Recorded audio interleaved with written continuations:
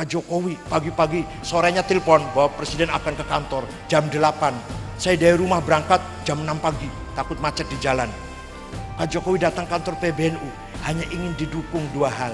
Satu, sikap beliau menolak permohonan gerasi kehukuman mati vonis pengedar narkoba. Saya dukung Pak. NU di belakang Bapak. Baru percaya diri baru setelah saya ngomong gitu. Kedua, negara-negara Arab meminta kepada Indonesia agar menjadi komando di depan sendiri anti ISIS. Setuju Pak, saya dukung. Coba siapapun presidennya butuh Nahdlatul Ulama.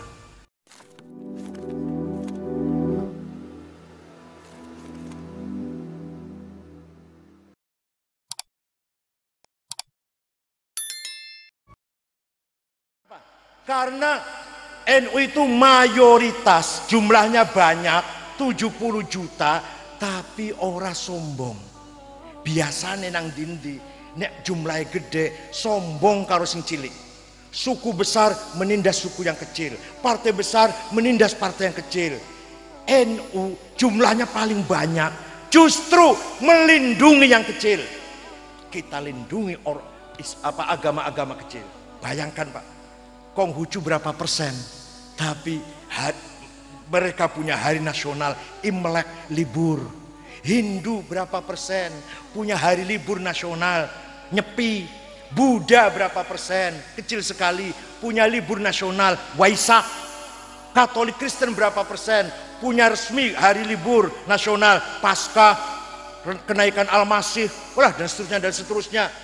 Di Eropa Pak, yang katanya kampion demokrasi, yang katanya rajin mempertahankan hak asasi manusia.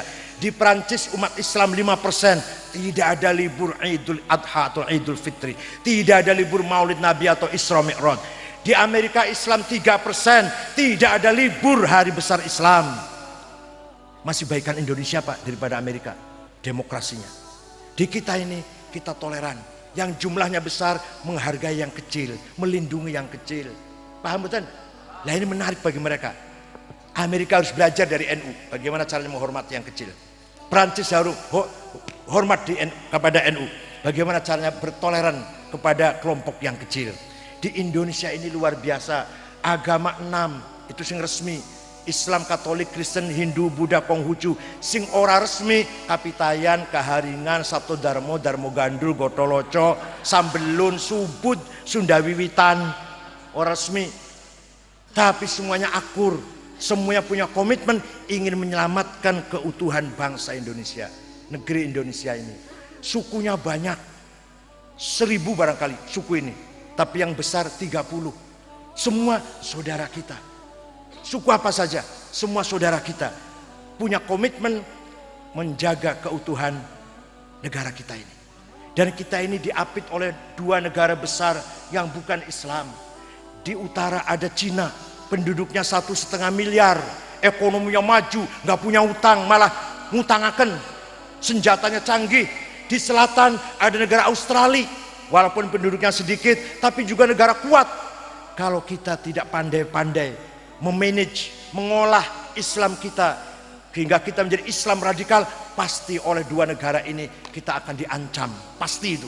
Kita akan di Afganistankan, kita akan di Libyakan, pasti kita akan digebuk kalau kita menjadi Islam radikal. Alhamdulillah Indonesia diselamatkan oleh umat Islam Nahdlatul. Kita tenan nih orang gumun orang ngomong kosong tenan nih. Jadi panjenengan warga NU itu oleh Amerika dianggap penting. Tapi panjenengan potongannya kalau ngono iki masyaallah. Oleh Amerika, oleh Barat dianggap penting. Saya baru saja menerima penghargaan award bahwa saya orang yang ikut andil menciptakan perdamaian di dunia. Saya urutan nomor 17 sedunia ini, orang yang andil memperdamaikan dunia. Hanya karena penghargaan itu diadakan upacara penyerahannya di negara Paraguay. Paraguay pun di Kulon Banyumas. 42 jam naik pesawat dari Jakarta ke Dubai, Dubai Los Angeles Brazil baru Paraguay. Saya nggak sanggup, udah tua lah, nanti sakit di jalan. Saya utus sekjen Pak Dr. Marsudi yang berangkat mengambil penghargaan milik saya. ada di rumah penghargaannya. Saya dianggap orang nomor 17 di dunia ini yang andil mewujudkan perdamaian sesama umat manusia. Kenapa? Antara lain nih, saya pernah mendamaikan antara Islam dan Kristen di Bekasi, di Ciketing. Ono gereja Batak dihancurkan oleh orang Islam. Saya datang. Polisi belum datang, saya sudah datang. Pak, Ibu, ini gereja Batak HKBP. Tidak mungkin mengkristenkan sampean. Kenapa? Sembayangnya bahasa Batak. Nggak mungkin sampai nyebut orang Betawi diajak Kristen Batak. Nggak mungkin. Oh gitu tak? Ya udah, biarkan aja dia bangun gereja. Pasti untuk orang mereka sendiri, bukan untuk sampean. Karena sembayangnya bahasa Batak. Alhamdulillah reda itu. Akhirnya gereja jadi. Memang sudah diizinkan oleh pemerintahnya, memang izinnya beres. Hanya karena khawatir saja nanti mengkristenkan masyarakat sekitar. Enggak. Gereja Batak, sembayangnya usoline bahasa Batak. Orang bakal ngejak sampean. Ahmadiyah dibakar di Banten, yang mati 1 orang Ahmadiyah. NU datang ke sana. Alhamdulillah konflik tidak berkembang luas, sudah selesai. Syiah di Sampang dibakar oleh orang-orang NU, rumahnya 60 rumah, entah yang mati berapa. Alhamdulillah, stop di situ saja, jangan berkembang. Di Puger Jember, NU karo Syiah, yang mati 1, NU-nya yang mati sekarang. Kuali Sampang, stop di sini saja, tidak usah berkembang. Alhamdulillah, betapa di Timur Tengah, Irak sampai sekarang tiap hari bom meledak. Waktu Amerika nyerang Irak, alasannya menyelamatkan rakyat Irak dari kekejaman Saddam Hussein. Memang Saddam Hussein presiden yang rajin bunuh rakyat. Hampir 30.000 rakyat Irak dibunuh oleh presidennya Saddam Hussein. Tapi setelah Saddam Hussein lengser sampai tahun 13 kemarin 2013 sudah 700.000. Saddam Hussein mateni wong 30.000. Boso Saddam Hussein lengser 700.000. Bom meledak tiap hari. Muammar Gaddafi presiden Libya rajin membunuh rakyat.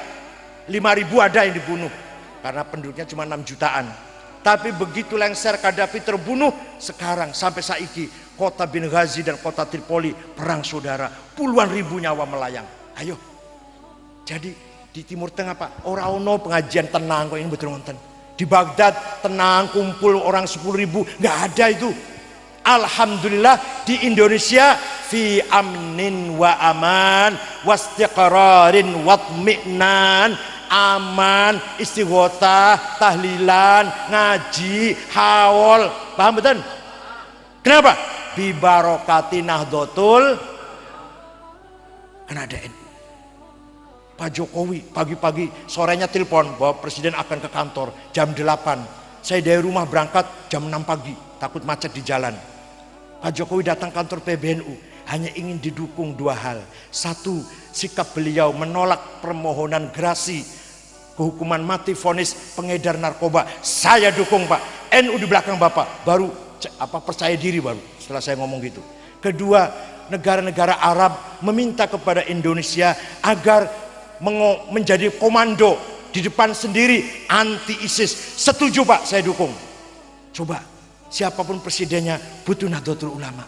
Ini NU bukan kekuatan tentara, bukan kekuatan polisi, bukan partai politik, bukan kekuatan politik, tapi kekuatan civil society, quwwah mutamaddinah, kekuatan yang akan membangun masyarakat Indonesia semakin bermartabat, semakin bergengsi dalam pendidikan, ekonomi, kesehatan, ketertiban.